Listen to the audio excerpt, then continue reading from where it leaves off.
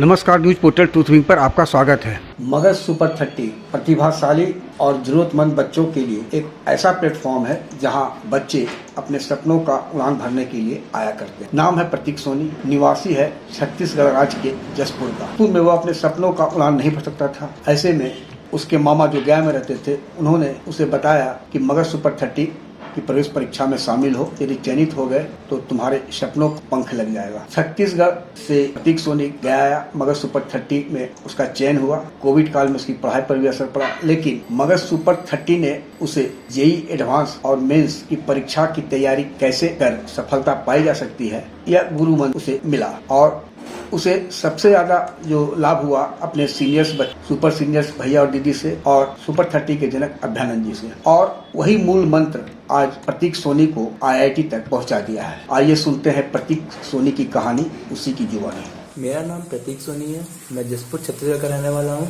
मेरे पापा सोना चांदी के कारीगर हैं और मेरी मम्मी हाउसवाइफ है।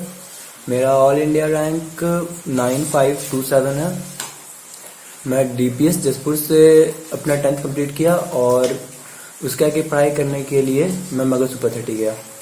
जसपुर में शुरू से ही उतनी अच्छी कोचिंग नहीं थी, तो इस कारण कोचिंग करने के लिए मेरे मामा जो कि गया में ही रहते हैं, उन्होंने मुझे मगध सुपर 30 के बारे में बताया। वहाँ जाने के बाद मुझे पता चला कि आईआईटी और जेईई की तैयारी कैसे की जाती है। शुरू में मुझे आईआईटी के बारे में ज़्यादा पता नहीं था।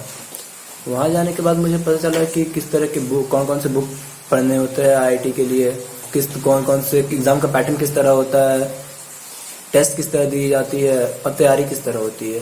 ये सारी बातें मुझे सुपर 30 जा करके पता चला कि मेरे सीनियर्स का बहुत बड़ा रोल है। वहाँ पे मगध सुपर 30 में उतने टीचर्स हर समय नहीं होते हैं, पर सीनियर्स जो हैं वो हमेशा हमारे साथ होते हैं और हमारा बहुत हेल्प करते हैं। सीनियर्स हम लोग का क्वेश्चन डाउट सॉल्व करते हैं। हम लोग के लिए हम लोग का क्वेश्चन जो भी डाउट, जो भी प्रॉब्लम होता है, जो भी करिकुलम में, जो भी सिलेबस में कोई दिक्कत आ रहा है या एग्जाम में कोई पैटर्न कुछ समझ नहीं आ रहा हो, वो सारा बात सीनियर हम लोग को समझा देते थे।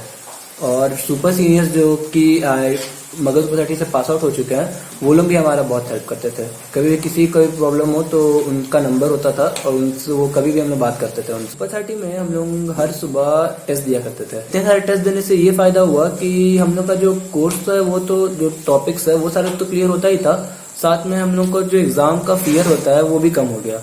इससे एडवांस के दिन और मेंस के दिन जो एग्जाम देने गए थे उसमें बहुत हेल्प मिली।